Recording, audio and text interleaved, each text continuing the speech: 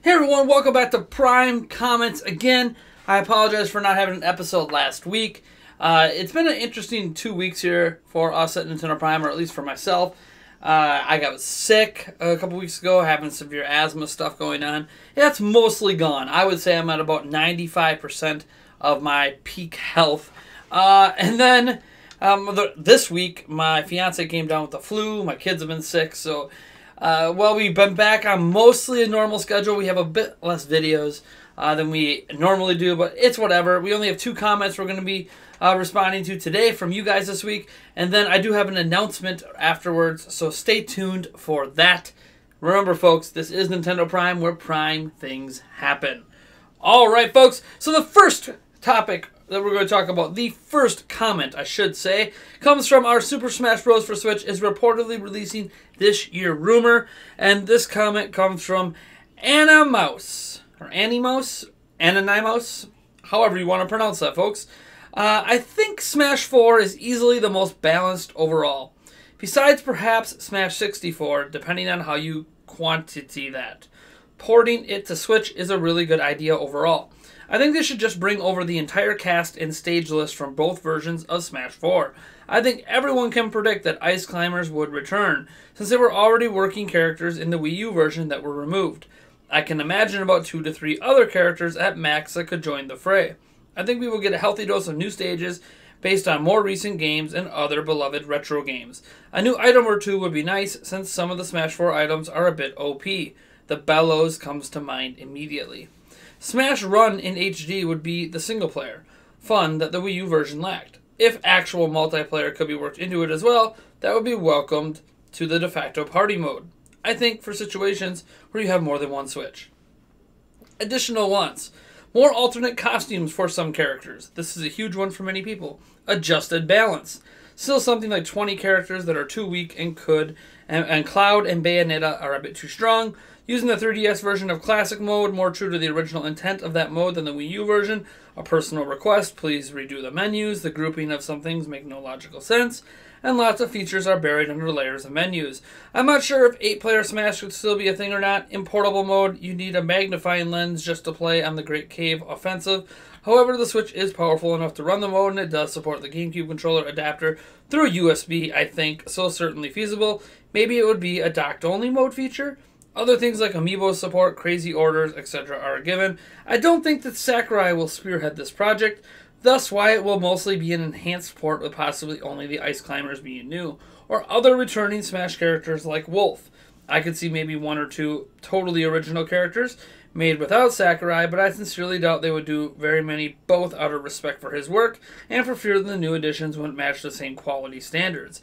However, having said all that, I think it would be easier to market this upgrade if it included a Hook character, a new must-have. Who would that be? I don't know, honestly. I think an Inkling would be the easiest logistical choice for legal clearance. Splatoon is definitely popular enough, and there is some demand for this already. However, such a character would be very, very challenging one to program and implement. I think, obviously, when it comes to this rumor, we have to always remember it is indeed a rumor. We don't know anything about it, whether it's going to be a port, whether it's going to be a new game. But I think, I said this in a live stream before, and I don't want to repeat it here. I feel like it's a given that this is probably going to be a port. If we're getting Smash Bros. This year, it's a port. And I don't think it's because of utter respect for Sakurai. I don't think it has anything to do with it. I think it's a logistical thing for Nintendo to do. When we look at logically, they released Mario Kart 8 Deluxe last year. I think we're going to end up with a Mario Kart 9 coming to Switch, in a couple of years. I think if they release a port of Smash 4 that combines the 3DS and Wii U together to make this definitive Ultimate Edition, that's going to lead to more things happening for Smash later. I think we're going to get a new Smash Bros. Game later. I don't think respect for Sakurai has much to do with it. I don't think Sakurai is going to be involved with the Smash series at all anymore. He's been wanting to be done making Smash games for a while, but he kept doing it out of respect for his friendship with Satoru Iwata. And we know that those two go way back. They worked closely together at HAL Laboratories back in the day. So there was a lot of respect there and a lot of, look, I'm going to keep making this as a favor to Satoru Iwata. But now that he's separated from that, I think Sakurai is going to be working on different projects. We also know how taxing Smash Bros. Is for Sakurai on the whole. he would have put his health at risk a lot. He's got some issues with his hands and arthritis and a bunch of crazy stuff. And because he didn't trust anyone to properly balance characters but himself when the game was being developed, he would essentially hurt himself several times over again, perfecting the characters. So, I mean, even when you say like there's 20 characters that are too weak or whatever the case may be, I mean, maybe you're right, but it also feels like, you know, that's kind of calling out Sakurai's inability to still balance the game. Because he was the one who balanced every single character that has been in Smash Bros. In the past. But that is what it is. I think that you're right that it's going to be a port. I think that they're not going to really add much new besides a couple characters. I'm not so sure they're even going to add the Inklings. I think the Inklings, not because it's a difficult add, they have other shooty type characters. And, you know, the Morph Ball, they could replace the animation with, like, a squid. I think they could borrow animations from other characters and code base to make it work. But I feel like the reason the Inklings aren't going to be in this game is because they're going to want the Inklings to headline a new Smash Bros. Game in, say, 3 years from now. I feel like they're going to double dip on Smash, and they're going to double dip on Mario Kart for the first time ever on a platform. And I think it's a very smart move. I think it makes a lot of sense, and it keeps the library vibrant for years to come. So yeah, they're going to headline Inklings for the new Smash Bros. Game. Not this one, but a future one. But yeah, in terms of new characters, you know, when you talk about legal reasons, Nintendo has a lot of characters they can add that's internal, no problem. Even when you talk about legal reasons with third-party characters, the third-party companies contact Nintendo asking for their characters to be included. Nintendo has no shortage of third parties knocking at their door wanting their characters in Smash. So they have a wide bevy of characters that they could add if they just want to. I also think Bandai Namco is the one working on the port. I also think Bandai Namco, not just because of the rumor, you know, there's rumors out there that Bandai Namco is doing it, and Bandai Namco is working on Metroid Prime 4, or whatever the case may be. I think it's because Bandai Namco did this Smash game in the first place. Makes sense to have them port it, and I think Bandai Namco might be even working on the brand new Smash game that I think we're going to see in 2 or 3 years. Again, I think they're double dipping on Smash. I think they're double dipping on Mario Kart. And I feel like it makes a lot of sense because not a lot of people own the Wii U. So you can get all these Wii U ports out early and then hit us with the brand new versions of these games later in the generation, allowing the generation to last past the 6 years that Tatsumi Kimishima wants it to last past. But yeah, I like a lot of your ideas. I agree sometimes the menus felt a little cluttered. The problem, I think, is when you bring all that stuff together from 3DS and Wii U, you're just going to add even more clutter to the menu system. I don't know what better way they could design the menu to not have so many sub-menus. Because I agree, a lot of things are hidden, but I don't know. I personally don't have any ideas on how they could do it better. Obviously, Smash has always had a pretty simple menu system in the past, but with all the different modes and all the different crazy things going on, I'm not so sure what they can do to do it better. It's easy enough to say that they should do it better, but how? I don't have any ideas. Maybe if you guys out there have some ideas on how they can improve the menu system, if this is indeed just a 3DS Wii U Definitive Edition, let me know, because I'm actually curious. It is something that bothered me a little bit. Not enough to make me not want to play, of course, but it just a little bit it bothered me.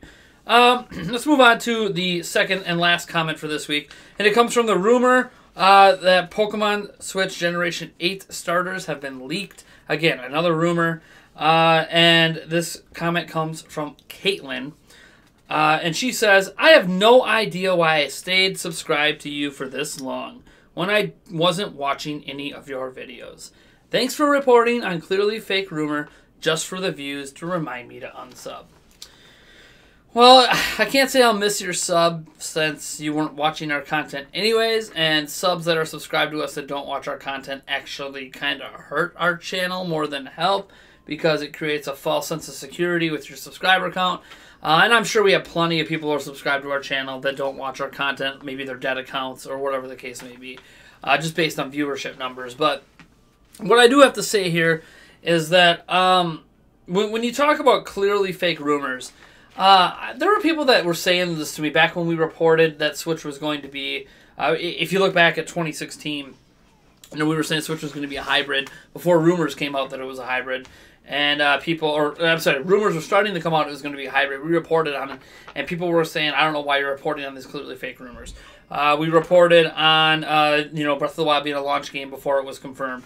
Why are you reporting on these clearly fake rumors? Every time that we have reported on a rumor, we always get some people that come out of the woodworks and question why we're reporting on clearly fake rumors.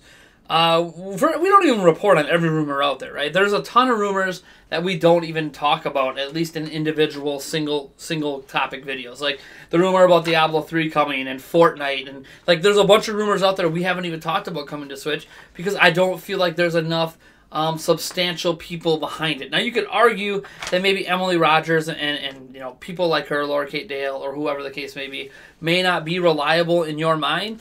But these are the kind of people whose rumors we've reported on this entire Switch generation, and most of our reports have been correct at the end. See, this is what happens when you report on rumors, and this is where you get into... Well, I feel like you get into trouble if you're the source, for starters. Like, if we were the source of a rumor, if I came to you guys and said, look, I have my own sources, they are telling me this, and then we end up being wrong, that destroys our reputation and makes us an unreliable place. But when we're talking about other people's rumors, not only do we always tell you to make sure you bring your salt and don't just assume everything's real. Even when I say that I strongly believe something, I still always remind people it is a rumor. This is not a fact, not until it's confirmed or denied. But what I can say is that we report on rumors that first off interest us, second off come from have sources behind it that we trust a little more than the average, based on our conversations with them and or based on track record, and then three, when we report on this stuff, sometimes it's just for fun conversation purposes, but other times it's just because we want it to be real. And if these rumors become real, you notice how we don't get any credit. All the videos we've been reporting on rumors for 2 years now, and I have never once seen anyone pat us on the back for one of our rumor reports being correct. And that's not because we haven't had rumor reports that turned out to be true. In fact, I think I went back, but when I read your comment, I went back and looked at I think we have like 15 rumor videos or something like that in the past 2 years.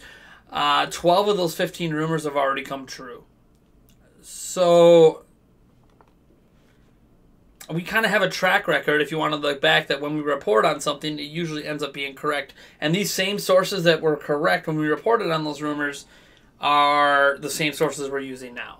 So I don't know what to tell you other than, you could think this stuff is fake. Like this Pokemon leak, this art stuff coming from 4chan. You could think it's fake all you want. I think it's fake. But who knows? At this point, who knows? You don't know that it's fake. I don't know that it's fake. The people who told me that GameXplain proved it was fake, when GameXplain just said they think it's fake, they didn't provide any real evidence that it's fake. I don't know. I don't know what to tell you. I'm sorry that you don't enjoy talking about rumors. I personally, this is just a general statement I'll make about all rumors. I personally like rumors because I like discussing the possibilities, right? We already know the facts of certain situations. We can talk about Mario Tennis Aces, and we can talk about, Bayonetta 1 and 2 that came out, and we have conversations like that. But what's also really fun to me is to talk about the unknown. The unknown is magical. Why do you think so many people have all these theories and ideas about black holes and the universe and all this crazy stuff that we don't understand and we don't know about? Because it's just fun to speculate and try to sort this stuff out. And that's the same way I view rumors, as they're just fun to speculate and talk about. It's really no different than, if you want to look at it this way, don't look at the rumor thing as a news report. Look at it as a discussion video. Hey, look, these are some neat ideas for Pokemon starters. What do you guys think about them? It's a discussion video. And that's kind of the way I view rumors until they're confirmed. So it is what it is. You don't have to like it. You weren't watching our content anyway, so it's really no loss here. But thanks for at least tuning in for this video and deciding, you know what, we're not for you, and that's okay. Now to end this, I said I was going to have a new announcement. And yes, starting tomorrow, actually, and at least Monday through Friday, I don't think we're going to do this on weekends, we are going to end every single day, or potentially end every single day, with a news recap video. So what do I mean by that? In the past, we've tried things like Prime News, where we had the live stream news show. I did that like a couple times and decided that really, not only was I a little uncomfortable doing it, that a lot more uncomfortable than I thought it would be, it also just didn't feel right. Especially since I was doing it midday and there would be news coming out while I'm doing it, and it just didn't really fit. I think we had a Nintendo Direct land at one point during it. It just wasn't working. So I decided to scratch that. And you guys know I do individual news videos as well. A big story comes out, I put up a video about it. And I still plan to do that for any sort of video or any sort of piece of news that I feel like I have a lot to say about, right? If it's just something that I can bang out and get out in 2 minutes, that's something that's probably going to go into a news recap video. Whereas something that I have a lot more to say about, I want to have an individual segment for it. So, what we're going to do with these news recap videos, I haven't decided on the final name for it yet. You're going to find out tomorrow when I launch it. But around 8 or 9 p.m. Central Standard Time, which is right before we usually do our live streams, or, you know, right after my kids go to bed, because I'm basically going to be doing the recording of the news recap right after my kids go to bed and work on editing it and getting it out as fast as I can. Around 8 or 9 p.m. Central when this video comes out, the news recap is going to be looking at the stories that matter most from that given day. So over the past 24 hours. I know there's other channels that do like morning ones, do midday ones. We're going to do end of day because I feel like end of day is a good way to end your day. You get done with work, you eat dinner, maybe you have your kids, you get them in bed, and then you watch a news recap video and see what Nintendo news you missed from the day. It's not going to contain every possible news out there, right? Like all the indie game announcements, not every single one will be in there. Some days there might be some indie game announcements in it, some days there might not be. But it's going to have all of the little stories that we sometimes don't even cover. I originally was doing this already at NintendoPrime.net, and I realized it's a little disingenuous because most of our viewers here on YouTube aren't going to go to NintendoPrime.net to catch these little stories. So instead, I'm going to put these stories in a recap video, and there'll be big stories in the recap video as well. Like if we cover a big story in you know, an individual video, that's still going to be in the recap video. I'm just going to reference our prior video on it, so you can go, you know, if you want to hear more of my thoughts on it, go check out that video. So yeah, it's going to be a fun little series. Again, 5 days a week. It is something I know I can commit to, barring obviously getting sick or something again. And at that point, we'll announce, you know, that, hey, there won't be a recap video today because I'm sick or whatever the case may be. But yeah, I'm looking forward to it. Again, Monday through Friday is the plan right now. The Friday show is the one that I'm not 100% certain on, not just because we have our Q&A on Fridays, but also, you know, if I end up going on a vacation or something with my family and we leave on a Friday, obviously there won't be a recap video on Fridays, but that's not something that's normal. So usually Monday through Friday, you're going to get a news recap show around 8 or 9 p.m. Central. I'm going to try to pick a time that I can really, really stick to every single day, so you guys know when to check out the video. Anyways, folks, thanks for tuning in. I am Nathaniel Rufflejans from Nintendo Prime, and if you like this video, you know what to do. And if you dislike the video, hit that dislike button, subscribe for more content, and as always, folks, stay tuned, because Prime things are happening here. Peace. Yes.